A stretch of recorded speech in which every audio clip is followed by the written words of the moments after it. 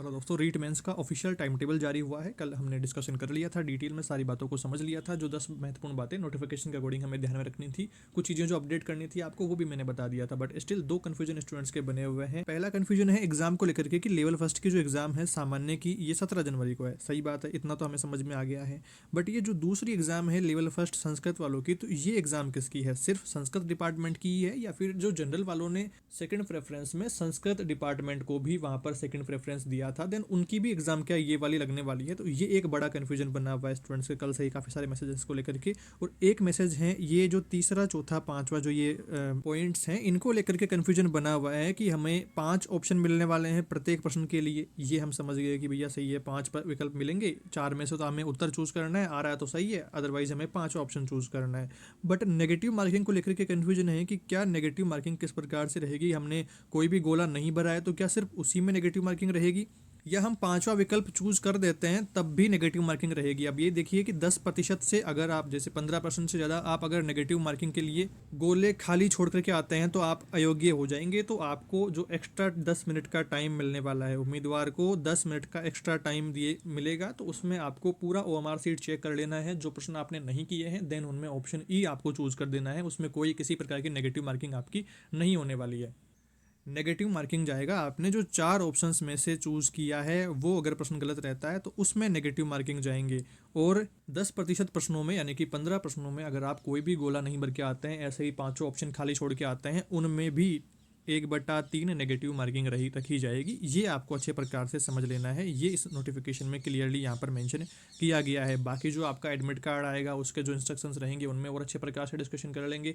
जो आप exam centre पर बैठेंगे, देन आपको पेपर में भी नीचे सारे इंस्ट्रक्शंस दिए रहेंगे, तो वहाँ पर आप और अच्छे प्रकार से क्लियर कर लेंगे। इस नोटिफिकेशन से क्लियरली यहाँ पर ध्यान रखना है कि अगर आप कोई भी गोला नहीं भरते हैं, पांचों ऑप्शन आपके खाली छोड़ के आते हैं, देन उस प्रश्न के लिए 1/3 नेगेटिव मार्किंग रहेगी। पांचों ऑप्शन खाली भी आप सिर्फ 10% प्रश्नों के लिए ही छोड़ सकते हैं। अगर 10% से ज़्यादा प्रश्न आपने पांचों ऑप्शन खाली छोड़ दिए हैं, देन आपको अयोग्य घोषित कर दिया जाएगा। इस चीज़ को समझना है। तो जो प्रश्न आपको अच्छे प्रकार से आ रहे हैं तो उनमें 4 ऑप्शन में से चूज करना है, जो आपको नहीं आ रहे हैं उनमें 5वां ऑप्शन चूज कर देना। तो ये एक सही तरीका है। और जो आपने 4 ऑप्शन में से चूज कर रहे हैं वो प्रश्न गलत रहता है, उसकी भी नेगेटिव मार्किंग रहेगी 1/3। तो ये आपने अच्छे प्रकार से समझ लिया है। बाकी जिनमें आपने 5वां ऑप्शन चूज किया है तो वो नेगेटिव मार्किंग में काउंट नहीं होंगे, वो आपके अलग हटा दिए जाएंगे प्रश्न। और जो आपका ये फर्स्ट डाउट था सामान्य वालों के जनरल एग्जाम जो है, तो ये तो 17 जनवरी को है, इसमें तो कोई डाउट नहीं है। संस्कृत में ये सिर्फ जो संस्कृत वरिष्ठ उपाध्याय वाली और जो सेकंड वैकेंसी वाली जो ऑप्शन था वो जिन्होंने फिल किया था, देन सिर्फ उनकी ये एग्जाम होने वाली है।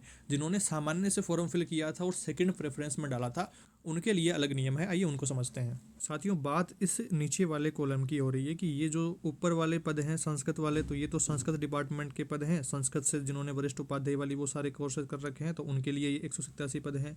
जो ये सामान्य वाले पद हैं, तो इनमें सभी लोग एलिजिबल हैं। जो सामान्य से हैं 449 पद ये वाले, और सामान्य वाले ये 5000 पद हैं।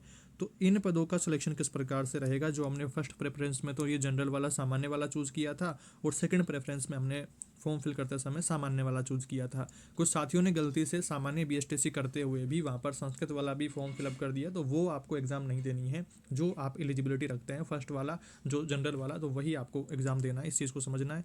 और अब इसका जो नोट डाल करके यहाँ पर मेंशन किया हुआ है क्लियरली कि प्रारंभिक शिक्षा विभाग और संस्कृत शिक्षा विभाग के जो प्राथमिक विद्यालय अध्यापक भर्ती लेवल प्रथम में जो सामान्य शिक्षा के पद हैं, इनकी निर्धारित योग्यताधारी आवेदकों को एक ही आवेदन करना होगा, जो हमने फर्स्ट प्रेफरेंस और सेकंड प्रेफरेंस में किया था सामान्य पदों के लिए।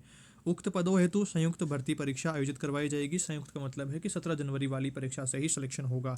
आवेदन उक्त दोनों विभागों की प्राथमिकता क्रम आवेदन में भरना अनिवार्य होगा, जो हमने क्रम भरा था फर्स्ट प्रेफरेंस और सेकंड प्रेफरेंस। संस्कृत शिक्षा विभाग के प्राथमिक अध्यापक सीधी भर्ती लेवल प्रथम संस्कृत शिक्षा के पदों हेतु अलग से आवेदन करना होगा। जो संस्कृत डिपार्टमेंट वाले हैं तो उनके लिए अलग से आवेदन वो था, तो इस चीज़ को समझ लेना है। और जो सिलेक्शन होगा संस्कृत शिक्षा विभाग के प्राथमिक विद्यालय अध्यापक सीधी भर्ती लेवल प्रथम संस्कृत शिक्षा के पदों हेतु परीक्षा का आयोजन अलग से आयोजित करवाया जाएगा, जिसकी सूचना बोर्ड कार्यालय की वेबसाइट पर जारी हो जाएगी, जो कि नीचे वहाँ पर ऑप्शन में आ गया था आपको 20 जनवरी वाला वो। तो इस प्रकार से ये सारा मैटर है, आपको समझ में आ गया होगा कि जो आपकी 17 जनवरी वाली एग्ज़ाम है उसी के बेसिस पर सारा सिलेक्शन का जो प्रोसेस है वो रहेगा। जो टॉप स्टूडेंट रहेंगे तो वो सामान्य वाले में सेलेक्ट हो जाएंगे, जिनके नंबर कम रहेंगे उनकी कट ऑफ से फिर वो सामान्य जो संस्कृत वाले पद हैं तो उनको भरा जाएगा। तो इस तरह से आपको ये डाउट क्लियर कर लेना है।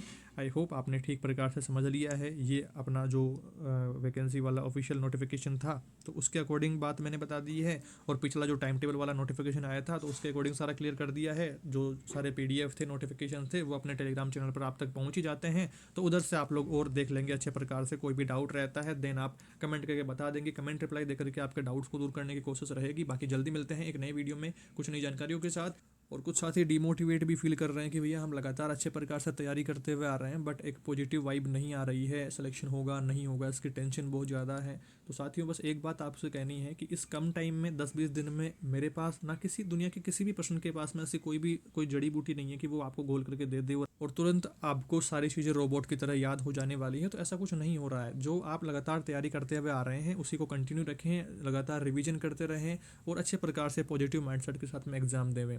कुछ नहीं होगा तो तजुर्बा होगा, और आगे की जो वैकेंसीज़ हैं उनमें आप जो पीछे की जहाँ करके देखेंगे कि हमने ये गलतियाँ करी है तो उनको सुधारते हुए आप और अच्छे प्रकार से तैयारी कर पाएंगे। तो एक पॉजिटिव माइंडसेट के साथ में अपने एग्जाम को देवें।